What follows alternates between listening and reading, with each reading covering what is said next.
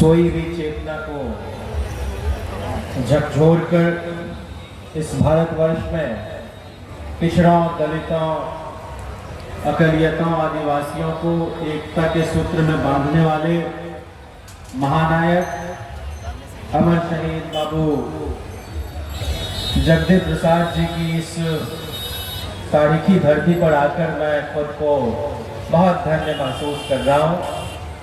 आज के इस कार्यक्रम के मुख्य अतिथि और बिहार सरकार के पूर्व शिक्षा मंत्री, भूमि सुधार व राजस्व मंत्री, सहकारिता मंत्री और राष्ट्रीय जनता दल के संस्थापक सदस्य माननीय आलोक मेहता जी, जगदेव बाबू की राजनीति में लगातार उनके साथ सहयोगी और उनके अनुयायी के रूप में काम करने वाले बिहार सरकार के पूर्व मंत्री मुद्रिका बाबू के सुपुत्र और जहानाबाद के 2 बार के विधायक भाई सुदय यादव जी, राष्ट्रीय जनता दल के प्रखर विधायक फतेह बहादुर सिंह जी और जो पार्टी जगदेव बाबू ने बनाई उनके नेता आपके बीच संबोधित कर रहे थे। यहाँ मौजूद सभी इस धारा के सम्मानित बुजुर्ग अभिभावकों, साथियों, माओ बहनों, प्यारे बच्चों, कबीरा तुम पैदा हुए जग हंसा तुम रोए, ऐसी करनी कर चलो तुम हंसो जग रोए। तो कबीर की तरह का दर्शन, लेकिन प्रखरता भी उतनी ही, लड़ने का मादा भी उतना ही। और जगदेव बाबू जैसे लोग नहीं होते तो बिहार में जो लड़ाई आदरणीय लालू प्रसाद जी ने लड़ी और उसको जो बल मिला उसमें और देरी होती। मुझे 2 शख्सियत का ध्यान आता है जब जगदेव बाबू को याद करते हैं, उनके साथ ही तुलसीदास मेहता जी, और उसके पीछे एक वाकया है। जैसे मेहता साहब ने सोशलिस्ट पार्टी के सम्मेलन में लोहिया जी के प्रस्ताव का साहस पूर्वक विरोध किया, तो लोहिया जी ने कहा कि हमें खुशी है कि पहली बार के विधायक 62 के नौजवान विधायक ने अपनी पार्टी के राष्ट्रीय अध्यक्ष से भी असहमति जताने का साहस जताया। और दूसरा सही प्रसंग ये है कि लोहिया जी ने नारा दिया था कि संसोपा ने बांधी गांठ, पिछड़ा पावे 100 में साज। लेकिन जब मंत्रिमंडल बना 1967 का तो इसका पालन नहीं हुआ। और हुआ क्या था, आप सब लोग जानते हैं कि 10 महीने के कार्यकाल में ही, जिसको कम्युनिस्ट पार्टी का भी समर्थन था, जनसंघ का भी था, उसमें पता चला कम्युनिस्ट पार्टी के ही 2 सजातीय और आपस के संबंधी मंत्री हो गए, जिन पर भ्रष्टाचार का भी आरोप था और मधोलकर आयोग में वो मुजरिम भी रहे। उस सरकार के 16 मंत्री में 11 ऊंची जाति से थे और जो संसोपा कोटे से 6 मंत्री बने थे उसमें से भी 3 ऊंची जाति थे। ऊंची जाति से विरोध नहीं था जगदेव बाबू का, लेकिन सैद्धांतिक रूप से वो चाहते थे कि जो सबसे बड़ा शोषक हिस्सा है उसकी भागीदारी कहाँ इसमें दिखाई पड़ रही है। और एक भी दलित, एक भी आदिवासी नहीं। उसी समय जगदेव बाबू ने लोहिया से भी असहमत होते हुए, जो बाद में उस धारा से कि नहीं, हम अगर सैद्धांतिक रूप से और व्यवहारिक रूप से अगर सामने नहीं रखते हैं तो हमको सरकार से अलग हो जाना चाहिए, और उन्होंने अपनी पार्टी का गठन किया। महामना राम स्वरूप वर्मा साहब का भी उनको सहयोग मिला।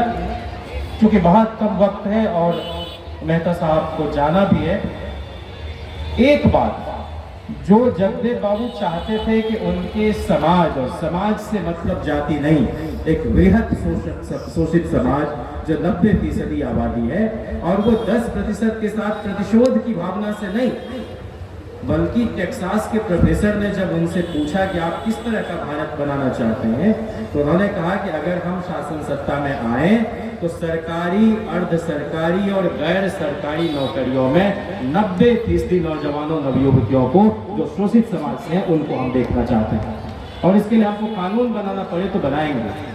और इसलिए अपने दल के अंदर वो चाहते थे कि इन वर्गों की भागीदारी ज्यादा से ज्यादा हो।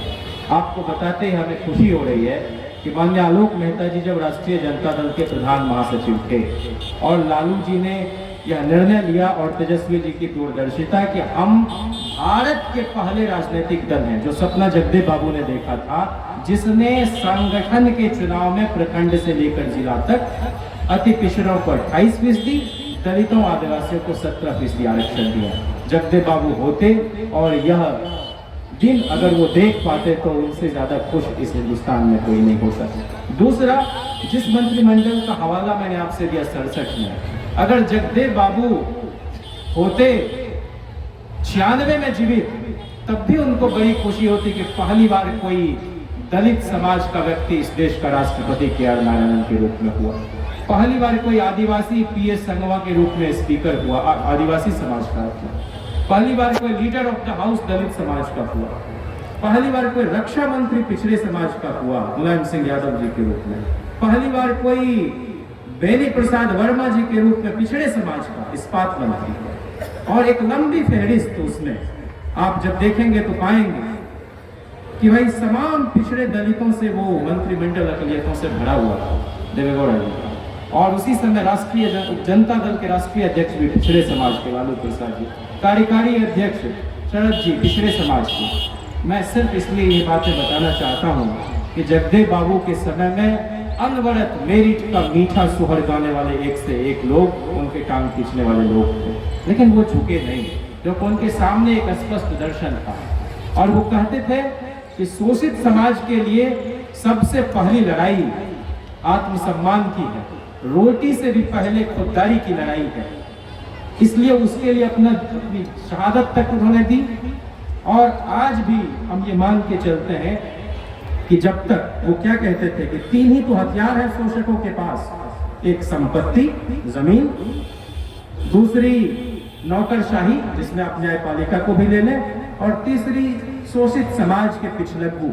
और इन तीनों का एक ऐसा गठजोड़ हो जाता है कि हमारा सारा किया धरा पर पानी फिर जाता है। तो हमको इससे सावधान रहने की जरूरत है। हमको नहीं चाहिए सर्टिफिकेट किसी का, बहुत अच्छा सब। वो तो कहते थे कि जब तक हमारा विरोध ये अखबार, ये मीडिया के लोग करते रहेंगे, तब तक समझो कि हम सही रास्ते पर जा रहे हैं। और उन्होंने कहा जहां जहां शोषित समाज की धारा बलवती नहीं है, तो वहां कोई दलित पैंथर है, वहां तमिलनाडु में कोई डीएमके है।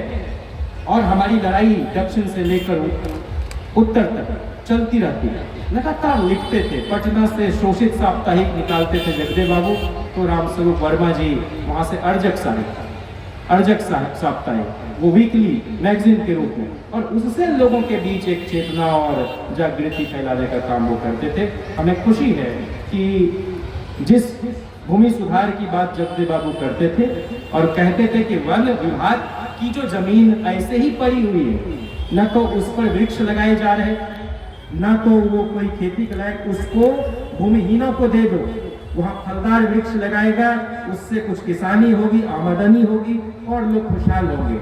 आपको बहुत खुशी होगी कि जब जिम्मेदारी मिली थी भूमि सुधार की मेहता साहब को, तो इन्होंने 3 से 5 डिसमिल जमीन बिहार के भूमिहीन लोगों को आवास के लिए देने का फैसला किया। ये और बात है कि कुछ तिक्रमी लोगों ने उसको प्रसारित उस तरह से नहीं करने दिया, लेकिन बहुत अब तक जो 5-6 हजार लोगों को बटा, विस्तार से बताएंगे मंत्री जी आपको, उसमें 6000 तो तुरंत बांटा, 10,000 पाइपलाइन में लगा हुआ था, अब सरकार चली गई। तो देखिए जगदेव बाबू की भी सरकार लोगों ने नहीं चलने दी। उन्होंने तो इस बिहार में पहला पिछड़ा मुख्यमंत्री अगर देने का श्रेय किसी को जाता है तो उस एक शख्सियत का नाम जगदेव प्रसाद है, सतीश सिंह जी के रूप में, फिर बीपी मंडल साहब के रूप में, और वहीं से फिर मंडल कमीशन की धारा भी आपको दिखाई पड़ती है। तो काम करने वाले जो लोग हैं उनके राह में रोड़े अटकाए जाते हैं। उन्होंने क्या कहा कि मैं जो आज लड़ाई की शुरुआत कर रहा हूँ वो 100 साल लंबी है, बहुत धैर्य की जरूरत है और उतने ही साहस की भी जरूरत है, मानसिक गुलामी से मुक्ति की जरूरत है। हम कोई प्रतिक्रियावादी राजनीति नहीं करते हैं, हम A to Z की बात कर रहे हैं। A का कुछ नहीं जाएगा, लेकिन Z के पास तो कुछ आना चाहिए। तो यही अगर जगदेव बाबू ने देखा होता लालू जी का कैबिनेट, जिसमें 63 पिछड़े समाज के विधायक जीत के आए थे, 31 को मंत्री बनाया, 12 मुसलमान जीत के आए थे, 8 को मंत्री बनाया, 2 आदिवासी जीत के आए, दोनों को मंत्री बनाया, 22 दलित में 11 को बनाया, और चूंकि सबको साथ लेके चलना है तो 28 अगरे में 18 को मंत्री बनाया। बावजूद इसके एम वाई मुसलमान ज्यादा ठप्पा मार दिया गया। 95 के चुनाव में तो सिर्फ कुशवाहा समाज के आलोक साहब बता रहे थे कि 17 लोगों को टिकट दिया, 15 उसमें जीत के शायद 11 को मंत्री बनाया। ये तो लालू जी के समय में हुआ।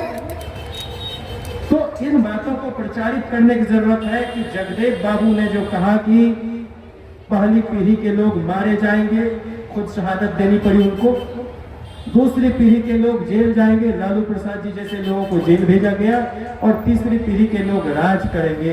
तो कर्पूरी जी से लेके लालू प्रसाद जी और अभी तेजस्वी जी, ये धारा जो है राज करने वालों की, ये दरअसल जगदेव बाबू के सपनों का भारत बनाने वाले लोग को और ताकत देने की जरूरत है। बिहार में तो पहली बार जातिवार जनगणना किसने कराई?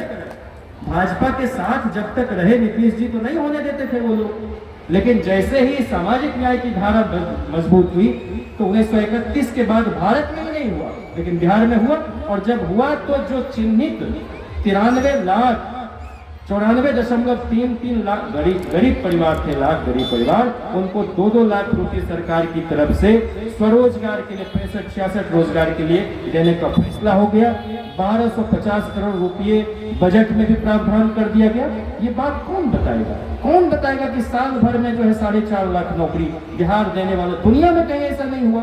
सिर्फ एक विभाग, शिक्षा विभाग में आप देख लीजिए कि आपको 2 लाख नौकरी और गुणवत्तापूर्ण शिक्षा। आप यकीन जानिए कि जो चाहते थे कि हमारे बाल बच्चे पढ़ें लिखें, पढ़ेंगे लिखेंगे तो धुरतई को समझेंगे, तो जगदेव बाबू का जो प्रतिबद्धता उनकी थी पढ़ाई से जोड़ने की, स्कूल से जोड़ने की, तो स्कूली शिक्षा व्यवस्था अगले 30 साल तक के लिए तेजस्वी यादव जी ने मजबूत कर दिया। अब आपके बच्चे सरकारी स्कूल में भी पढ़ के डॉक्टर, इंजीनियर, चाहे जिस क्षेत्र में जाना हो, अच्छे पत्रकार, राजनेता, सब कुछ बनता है।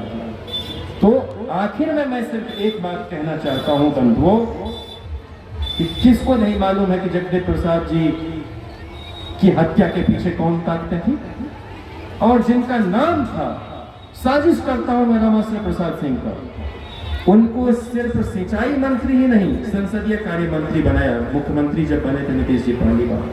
और चिढ़ाने के लिए कोई तुक था कि जगदेव बाबू के गांव में जाके उनके हत्यारे की प्रतिमा लगाना और हॉस्पिटल का नाम रामाश्रय सिंह के नाम पर करना। ये कैसे कुशवाहा की हिमायती हो सकते हैं भाई? इनको तो चिढ़ है, बात है कुशवाहा को।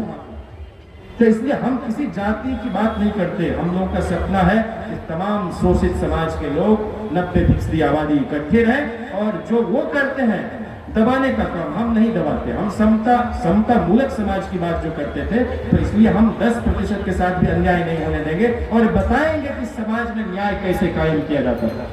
आपको हमारे पंगत में, हमारी कटोरी में दाल नहीं देते थे, दाल में पानी मिलाने वाले लोग, लेकिन जब हम भोज में आपको पंगत में बिठाएंगे तो हम आपके थाली में घी भी डालेंगे, सब्जी भी डालेंगे, और पूछेंगे भी कि कोई कमी तो नहीं रह गई। तो इसी तरह से समाज बना करता है। हम जगदेव बाबू की स्मृति को बहुत नमन करना चाहते हैं। और एक और बात जानिए, जगदेव बाबू इतने पढ़े लिखे आदमी थे, वो कहते थे कि देखो उर्दू को ये लोग मुसलमानों की भाषा बना प्रचारित कर रहा है। पंजाब में तो मुसलमान उतनी आबादी में नहीं है, लेकिन उर्दू वहाँ आज भी बहुत मशहूर जबान है, बहुत प्यारी जबान है, लोग बोलते हैं। मनमोहन सिंह जी लिखते थे तो उर्दू नहीं लिखते थे, पढ़ते थे उसको अपने तरीके से।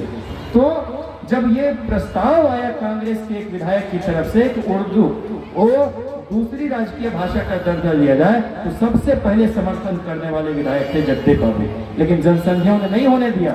और बाद में कर्पूरी जी जब 163 दिन के लिए मंत्री बने, तब जाकर, जिसमें तुलसीदास मेहता साहब भी मंत्री रहे कर्पूरी जी के साथ, तो तब जाके उस सरकार में उर्दू को दूसरी राजकीय भाषा का दर्जा दिया गया, और कर्पूरी जी को ये लोग मौलवी कर्पूरी कहा के चिन्हाते थे।